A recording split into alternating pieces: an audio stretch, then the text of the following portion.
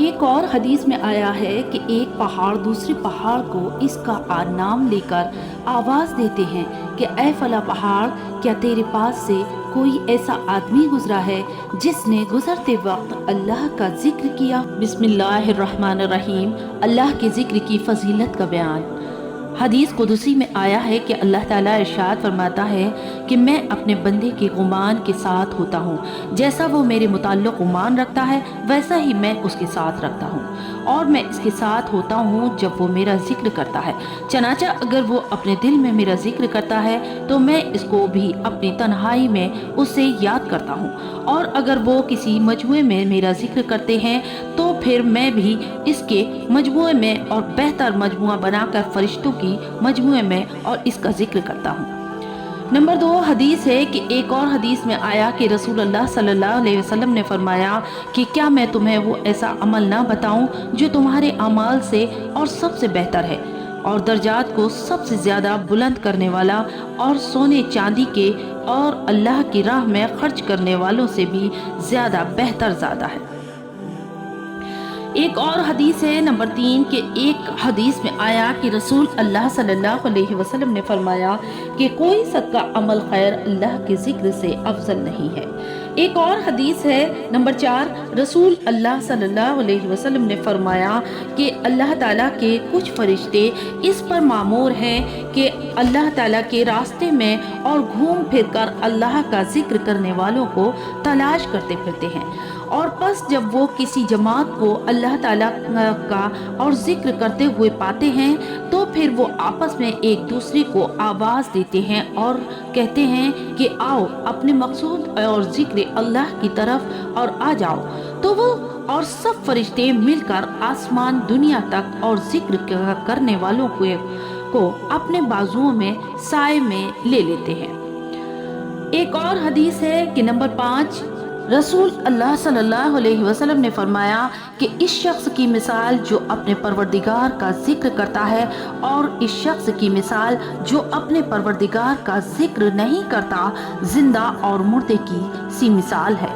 ایک اور حدیث ہے نمبر 6، رسول اللہ صلی اللہ علیہ وسلم نے فرمایا کہ جب بھی کوئی اور جماعت اللہ تعالیٰ کا ذکر کرنے کے لیے بیٹھتی ہے تو فوراً رحمت کے فرشتے ان کو اور چاروں طرف سے گھیر لیتے ہیں، اور اللہ کی رحمت ان کو ڈھانپ لیتی ہے اور سکون و اطمینان اور ان پر برسنے لگتا ہے۔ سبحان اللہ۔ اور اللہ تعالیٰ فرشتوں سے ان ذکر کرنے والوں کو اور تذکرہ کرتے ہیں اور جو اس کے پاس اور موجود رہتے ہیں۔ سبحان اللہ۔ ایک اور صحابی نے عرض کیا کہ یا رسول اللہ صلی اللہ علیہ وسلم، اور اسلام کے موجب و اجر و ثواب احکام تو بہت ہو گئے ہیں، آپ تو مجھے کوئی ایسی چیز بتا دیجئے اور جس کو میں مضبوطی سے پکڑ لوں اور برابر کرتا رہوں۔ آپ صلی اللہ علیہ وسلم نے فرمایا کہ تمہاری زبان برابر اللہ کے ذکر سے اور تر و تازہ رہنی چاہیے۔ ایک اور حدیث میں آیا ہے کہ ایک صحابی معاذ بن جبل کہتے ہیں کہ آخری اور بات جس پر میں رسول اللہ صلی اللہ علیہ وسلم سے اور جدا ہوا ہوں تو وہ یہ ہے کہ میں نے اپنے آپ سے اور دریافت کیا کہ کون سا عمل اور اللہ کو سب سے زیادہ پسند آتا ہے، تو آپ نے ارشاد فرمایا وہ عمل یہ ہے کہ تمہیں اور اس حالت میں موت آئے کہ تمہاری زبان اللہ کا ذکر کرنے سے اور تر ہو۔ سبحان اللہ۔ انشاءاللہ تعالی۔ اور انہی صحابی اور معاذ رضی اللہ تعالیٰ عنہ نے عرض کیا کہ یا رسول اللہ، آپ مجھے کچھ ایسی وصیت کیجئے جو آپ نے فرمایا کہ اپنے مقدر اور بھر اللہ کے اور تقوی، خوف و خشیہ کو اپنے اوپر لازم کر لو، اور ہر ہجر و شجر کے پاس یعنی کہ ہر جگہ اللہ کا ذکر کیا کرو، اور جو بھی کوئی برا کام کر بیٹھو تو فوراً اللہ تعالیٰ کے سامنے اس سے اور سر اور نو اور توبہ کرو، اور پوشیدہ گناہوں کی اور پوشیدہ توبہ اور غلا اور اعلانہ گناہ کی اعلانہ توبہ کیا کرو۔ रसूल अल्लाह सल्लल्लाहु अलैहि वसल्लम ने फरमाया, किसी भी आदमी ने कोई अमल ऐसा नहीं किया जो अल्लाह ताला के जिक्र से ज़्यादा इसको अल्लाह के आज़ाब से और निजात दिलाने वाला हो। और इस रिवायत में आया है कि सहाबा ने अर्ज़ किया कि या रसूल अल्लाह, ना अल्लाह की राह में जहाद? आपने फरमाया, हाँ, ना अल्लाह की राह में जहाद और बजज़ा इस शख्स के जो अपनी तलवार से दुश्मनों की गर्दनें और इस कदर काटे कि तो टूट जाए। आखिर जुमला क्या है कि आपने 3 मरतबा फरमाया कि इसी तरह से कि अल्लाह का जिक्र है।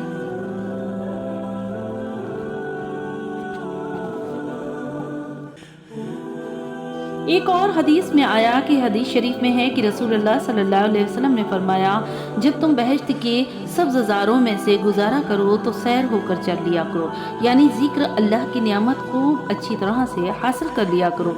सहाबा ने अर्ज़ किया कि बहश्त के बाग क्या हैं? आपने फरमाया कि जिक्र के हल्के मजमूए। सुभान अल्लाह। एक और हदीस है कि अल्लाह ताला और फरमाएंगे कि आज तमाम और महशर व मालूम हो जाएगा कि करम, इज़्ज़त व एहतराम के लायक कौन लोग हैं। तो रसूलुल्लाह सल्लल्लाहु अलैहि वसल्लम ने दरियाफ्त किया गया कि या रसूल अल्लाह, और ये इज़्ज़त व एहतराम के लायक कौन लोग हैं? तो आपने फरमाया कि वो मस्जिदों में ज़िक्र की मजलिस और मुनअक़द करने वाले ज़ाकिरीन हैं। और एक और हदीस है कि हर आदमी के दिल की 2 कोठरियाँ होती हैं, और एक में फरिश्ता रहता है और दूसरी में शैतान। बस जब वो और शख्स अल्लाह के जिक्र में मसरूफ़ हो जाता है तो वो शैतान पीछे हट जाता है, और जब अल्लाह का जिक्र नहीं करता है तो शैतान अपनी चोंच इसके दिल में और रख देता है, यानी कि इसकी दिल पर मुसल्लत हो जाता है और तरह तरह के वसवसे डालता रहता है। एक और हदीस है कि जिस शख्स ने और फजर की नमाज जमाअत के साथ अदा की और फिर वो सूरज निकलने तक और वहीं बैठा हुआ अल्लाह ताला का जिक्र करता रहा, तो फिर 2 रकतें और इशराक की पढ़ी, तो फिर मस्जिद से वापस आया तो इसको एक और हज और एक उम्रह की और मनन और अजर मिलेगा। पूरे हज व उम्रह का, पूरे हज व उम्रह का, पूरे हज व उम्रह का। इस रवायत के दूसरे अल्फाज में ये वो कि एक हज और एक उम्रह का अजर लेकर मस्जिद से वापस होगा। सुभान अल्लाह। जिक्र अल्लाह ताला से गाफिल लोगों के माहौल में अल्लाह का जिक्र करने वाला जो मुजाहिद मानंद के है, जो मैदान जंग से भागने वालों की जमाअत में से साबित कदम रहा।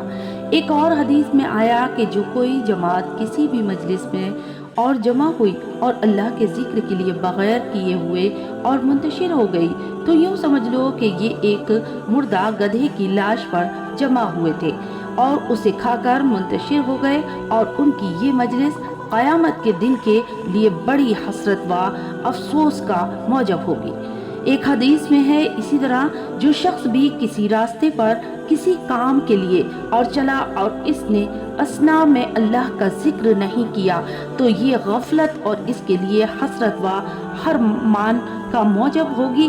और जो शख्स भी अपने बिस्तर पर लेटा और उसने अल्लाह का जिक्र नहीं किया तो ये गफलत इसके लिए हसरत व हरमान का मौजब होगी। यानी कि नाजरीन, इससे मुराद है कि जब भी कभी अगर किसी काम के लिए भी निकलें तो अल्लाह का जिक्र करें, और अगर बिस्तर पर भी लेटें तब भी अल्लाह का जिक्र करें।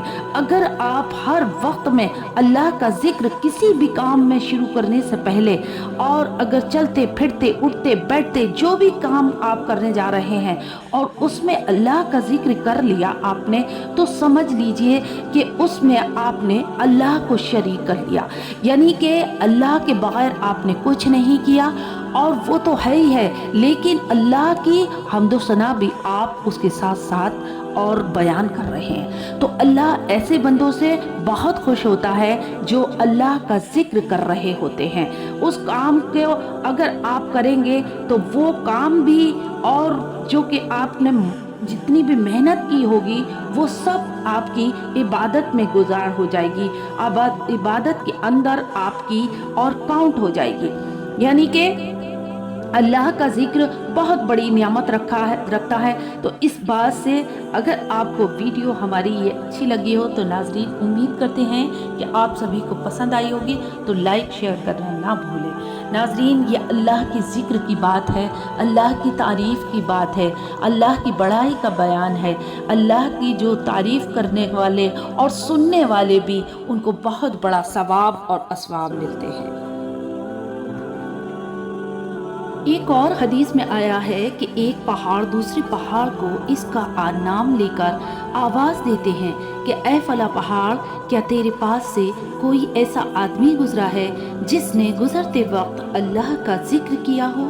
تو جب وہ جواب میں کہتا ہے کہ ہاں، تو وہ خوش ہوتا ہے اور اس کو مبارکباد دیتا ہے۔ سبحان اللہ۔ ویڈیو ہماری یہ اچھی لگی ہو تو ناظرین امید کرتے ہیں کہ آپ سبھی کو پسند آئی ہوگی، تو لائک شیئر کرنا نہ بھولیں۔ ناظرین یہ اللہ کی ذکر کی بات ہے، اللہ کی تعریف کی بات ہے، اللہ کی بڑائی کا بیان ہے۔ اللہ کی جو تعریف کرنے والے اور سننے والے بھی ان کو بہت بڑا ثواب اور اسواب ملتے ہیں۔ کا یہ بیان ضرور پسند آیا ہوگا، اور اگر پسند آیا ہو تو کوئی بھی مسلمان اگر اس کو سنے تو ضرور شیئر کریں اور لائک کریں، کامنٹ کریں انشاءاللہ تعالی، اور آپ کی خدمت میں حاضر ہوئیں گے اچھی سے اچھی حدیث لے کر۔ اللہ حافظ۔